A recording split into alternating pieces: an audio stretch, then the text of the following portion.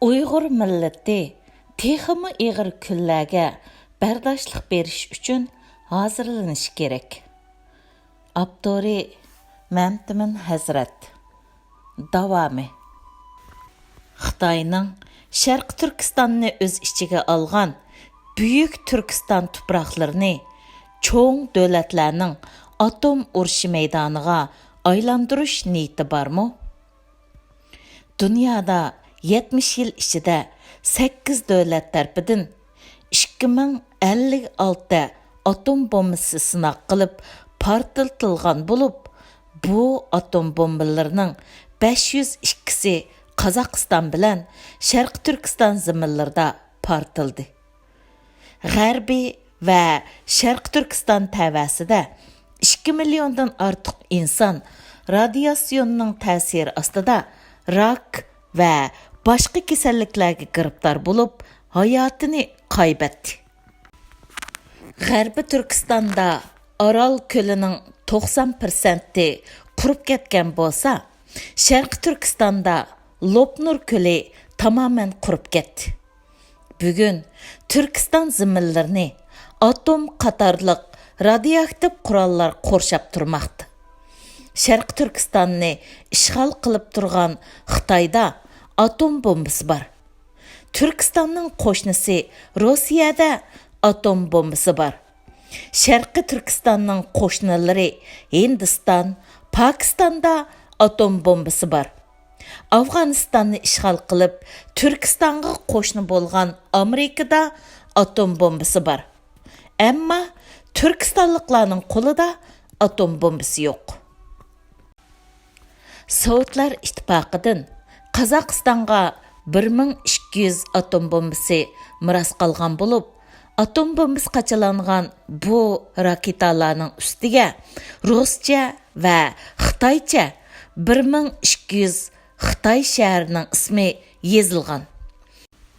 İsmi yozilgan shaharlar orasida Urumchimi bor edi.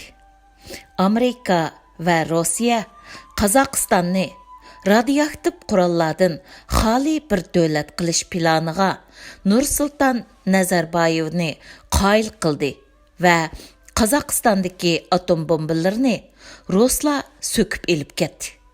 Bugun Türkiye davlatlarining hech birda atom urushiga qarshi o'zlarini qo'g'daydigan yoki kuzir qilib ko'rsatadigan atom bombasi yo'q.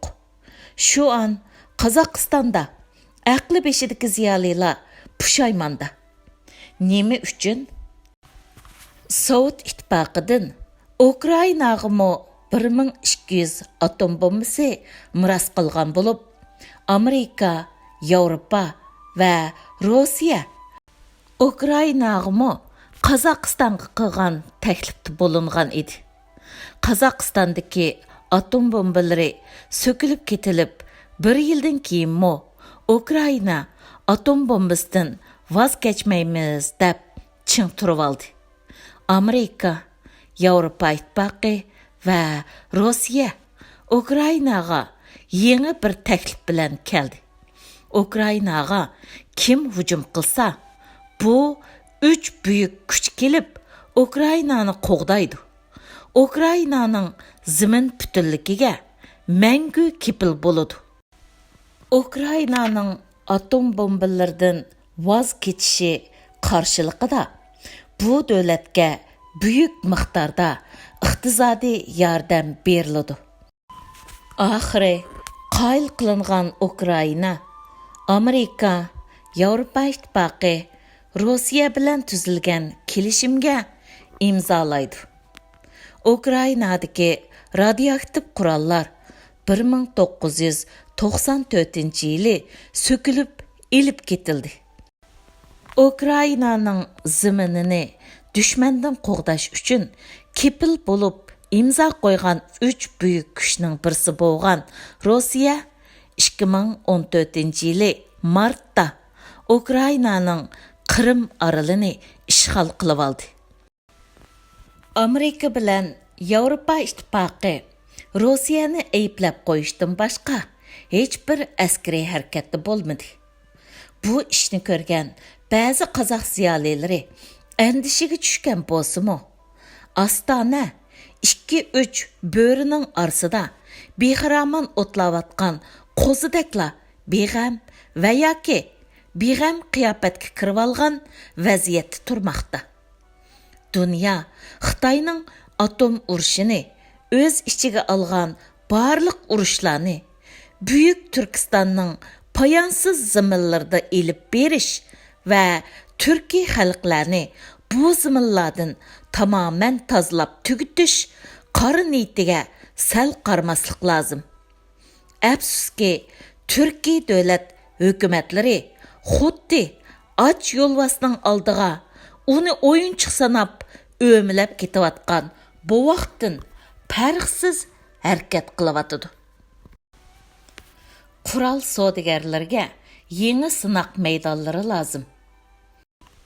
Qurol savdogarlari davlatlar Afg'onistonni, uningdan keyin Iroqni, uningdan keyin Suriyani qurol sinoq qilish maydoniga aylantirib keldi.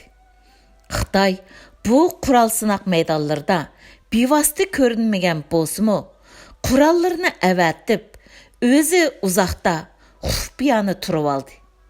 Hozir ahvol o'zgardi. Xitoyning Sharqiy Janubiy Tinch okean rayoniga bo'lgan tahdidlarning kuchayishiga ergishib, Amerika dengiz armiyasi bu rayonda kuch to'plashga boshladi. Janubiy dengiz vaziyati jiddiy ko'rinsa-mu, Amerika hujum qilmasla, Xitoy urush qilishdan chekinadi. Amerika hujum qilsa, Xitoy kichik yoki o'rta tipdagi dengiz urushi bilan Janubiy dengizni tashlab berish badaliga urushni to'xtatishi mumkin. Chunki Xitoy dengizda urush qilgudek dengiz kuchiga ega emas.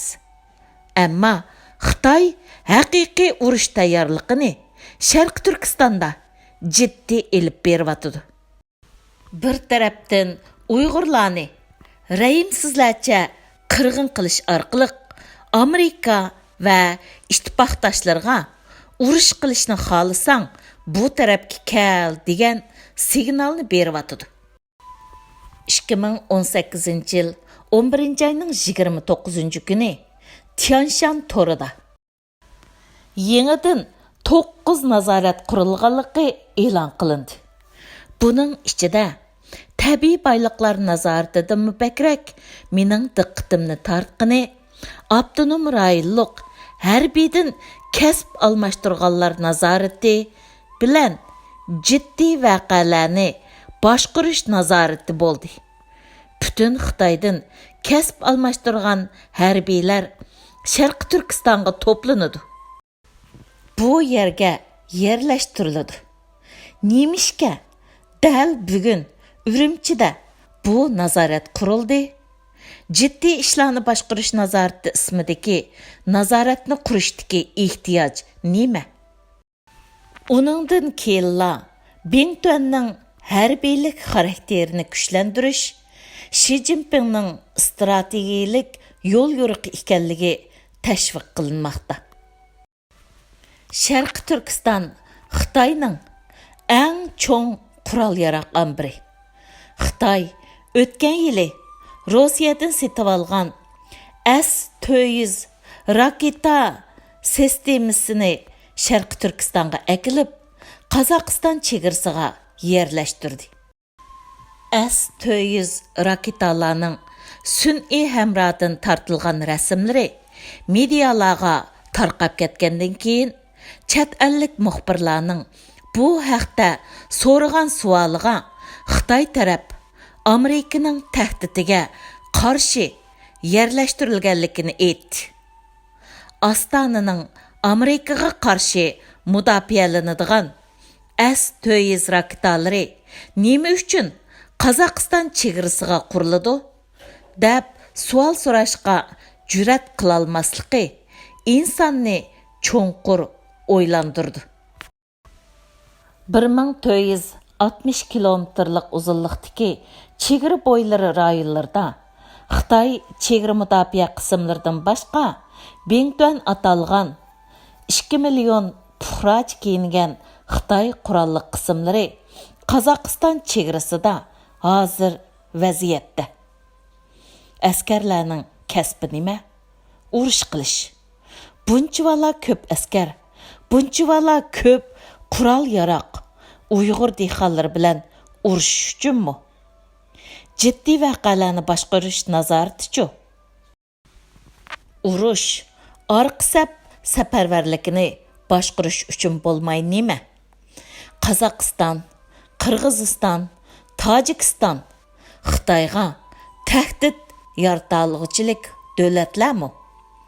Xitoy Buyuk Turkiston zaminlarini urush maydoniga aylantirish uchun g'arbdagi qurol savdogarlarini va bu savdogarlarning qo'lidagi buyuk medialarni harakatga keltirishi mumkin. Bir yo'l, bir balvoq plani nim bo'ladi? Bir muncha kishilarning kallasiga Xitoyning bir yo'l, bir balvoq planining tugun nuqtasi Sharq Turkiston va O'rta Osiyo tursa, Xitoy nemishki bu rayonda urush istasin degan savol kelishi mumkin. Bir yo'l, bir balvoq projektining Rossiyadan o'tadigan shimoliy liniyasi allaburun faoliyatini boshladi. Beyjingdan chiqqan bir konteyner 12 kunda Londonga yetib bora oladi. Biroq Xitoy bu liniyaning eng uzun va xalqliq davlati bo'lgan Rossiyaga mablag' silishni to'xtatib qolmay 2018-yili oldingi 6 oy ichida Rossiyadan fabriklarni setib 1 milliard dollar mablag'ini elib ketdi. Xitoyning Rossiyaga salgan mablag'i tashqi dunyoga salgan mablag'ining 1%'ni mu egilamaydi. Xitoyning kichikkina Qibris Rum davlatiga salgan mablag'i 148 milliard dollar bo'lib, Rossiyaga salgan mablag'idan 49 hassa ortiq. Agar Xitoy bir yo'l, bir balvoq projektiga rostdan mablag' soladigan bo'lsa, eng ko'p mablag'ni Rossiyaga salmasmidi? Biroq Xitoyning bir yo'l, bir balvoq projekti uchun Qozog'istonga salgan va salmoqchi bo'layotgan mablag'i butun dunyoga ajratgan bir yo'l, bir balvoq projektiga ajratgan mablag'ning 40%'ni tashkil qiladi. Qozog'istondan boshlanib Ironga, Ironda ikkiga bo'linib bir liniya Paris qo'ltiqi va Iroq, Suriya, Qibris, Rum qismi orqali Xitoyning Gretsiyadan setib olgan Pira portiga chiqishni nishon qilgan bo'lsa, yana bir liniya Iron, Turkiya orqali O'rta Yevropaga bormoqchi. Bu planni yaxshi bilgan Amerika Ironga qayta embargo qo'ydi va qattiq iqtisodiy jazo yurgizib. Ya'ni bir yo'l, bir balvoqning kekirtiki bo'lgan Ironni bo'g'ib tashladi. Amerikaning Ironga bo'lgan embargosi aslida Xitoyga bo'lgan intiqomining eshigiga kuching yetmasa, ur to'qimini misoli bir jazodir. Xitoy bularni ko'rib turib, O'rta Osiyoga soladigan mablag'larni davomlashtiryapti. Xitoyning bir yo'l, bir balvoq plani Xitoyning 21-asrdagi mustamlikachilik harakatini pardalaydigan bir pardadan iborat xolos. Xitoy sarmoyasi Xitoyni paraxo'rlik mikrobi bilan bulg'ab bo'lgan bo'lib, tashqi dunyoga yuzlangan iqtisodiy va demokratiyasi zaif davlat rahbarlari, bürokratik amaldorlarni para ismidagi mikrob bilan chiritib o'ziga bog'lab olishni maqsad qilgan Xitoycha strategiyadan boshqa bir narsa emas. Xitoyning O'rta Osiyodagi mablag'lari neft, gaz, kan boyliqlari va qatnash transport liniyalari chembirining sirtiga chiqqani yo'q. Maqsad hozircha O'rta Osiyoning yer osti boyliqlarini to'shib turish. Vaqti kelganda Xitoy askar va ko'chmanlarni tez va to'solg'isiz bu rayonga yetkazib kelish. Oxirida Yevropa bozoriga to'solg'isiz ulishish. Xitoy bu maqsad uchun 100-200 million odam chiqarsa, kommunistik partiya nopos va ishsizlik besimidan bir oz bo'lsa-mu qutuladi emasmi? Mavzudun cho'ng sakrab ilgirlash zamonida 45 million insonni ochlikdan o'ltiribdi. Xitoyda odam azlab qoldimi? Eng muhimi, Xitoyning g'aznisi quruqdab qoldi. 2008-yildagi iqtisodiy krizisdan keyin Xitoy eng ko'p tashqi qarzga bo'g'ilgan davlat. Xitoyning tashqi perevod zapsidan qarzi qancha misli ko'p. Ichki qarzimi Xitoy davlatini yutib ketayotgan to'lmas bir xonga aylangan vaziyatda. Xitoy kompartiyasi bir yo'l, bir balvoqni amalga oshira olmaydiganligini bilib turdi. Shunga urushqa Tëximu tez tayyorlik qilyotdi. Afsuski, bizni hammadan bakrak qayg'ulantirdigini bizga qon va din qarindosh bo'lgan davlat hukumatlarining Uyg'ur millatining qon va ko'z yoshlari singib ketgan Xitoy dollarini ilib milliy qirg'inchilik uchrayotgan Uyg'urlarning fojialik holatiga sukut qilib turganligidir. Ular o'zlariga tutishadigan o't dengizining yiqilib kelayotganligini sezmasligi Tëximu Ëghir fojia. G'arb davlatlari va Rossiya buningga yo'l qo'yamdi. Qozog'istondagi yer osti energiya manbalarini yer ustiga chiqarish uchun 17 milliard dollar xarjlab, bu davlatning neft gazlarini kun nuriga chiqargan davlat Amerika. Amerikaga agishib Angliya, Fransiya, Germaniya, Kanada qatorliq 20 dan ortiq g'arb davlatlarining Qozog'iston neft gaz maydonlarida o'xshash bo'lmagan miqdorda hassillari bor. Turkmaniston, O'zbekiston neft gazlardimi o'xshash mablag'lari bor. O'rta Osiyodan Xitoyga iqiyotgan neft gazlarning pulining mutlaq ko'p qismi mablag' egisi g'arb davlatlarining yonchuqiga kirdi. Kapitalizm har yerda sarmoyasini qo'g'dash uchun askar chiqarishga tayyor turdi. Kapitalistlarning og'zini faqat pulla tuvoqlay oladiganligini Xitoylar nihoyat yaxshi biladi. Xitoy g'arb kapitalistlarining pul barliqlari hech qanday daxli tarzga uchramaydiganligi to'g'riliq garanti bersa, O'rta Osiyoning kimning qo'lida bo'lishi ular uchun muhim emas. Amdiki masala Rossiyada. Agar Rossiya bugun Sibiriyani qo'g'dab qilish badaliga O'rta Osiyodan voz kechadigan bo'lsa, Rossiya Federatsiyasi degan davlat chekki-chekkidan so'kilishga boshlaydi. Rossiya eng oxirida 500 yil oldidagi Ural tog'larining g'arbidagi Moskva kinazligiga aylanib qoladi.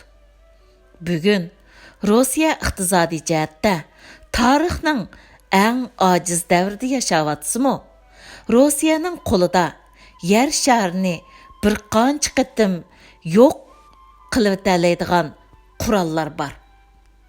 Sharqi Turkistonni o'z ichiga olgan Buyuk Turkistonning mavjudiyati Rossiyaning salomatligining garantisidir. Rus millati aqlliq va jasoratli millat. Ruslar vatan uchun o'lishni, jafo chekishni sharaf va baxt biladigan madaniyatga ega bir xalq. Xitoyning Buyuk Turkistonni yutib ketish xirsiga qarshi Rossiyaning maydoni hal qilg'uch rol o'ynaydi. Uyg'urlar urush ofatlaridan qanday saqlanib qola oladi? Neft, gaz bo'lgan zaminlarda neft, gaz bilan birga qon va ko'z yoshlari eqib kelmoqda. Arab zaminlaridagi neft, gazlarning eng oxirgi zapaslari qizilayotdi. 20-50 yil ichida bu zaminlardagi yer osti boyliqlari tugaydi. U xalqlarning qon va ko'z yoshlarini to'xtaydi. Qumuldan Hazar dengizigacha so'zilgan Turkiston tuproqlarining osti neft, gaz okeanidir va butun dunyoning eng az 500 yillik energiya ehtiyojini qamday oladi. Davanching To'xsun shamol energiya bazasi dunyoning eng cho'ng energiya ekinzorligidir. Taklimakan bo'ylarini dunyoni tok bilan ta'minlaydigan quyosh energiya bazasiga aylantirish mumkin. Bu boyliqlar kimning qo'lida bo'lsa, kelajak dunyoning tizgini uning qo'lida bo'ladi. Biz Uyg'urlarni biz dastlab turgan boyliqlarimiz qutqizadi. Qanday qilib? Maqolam davom qiladi.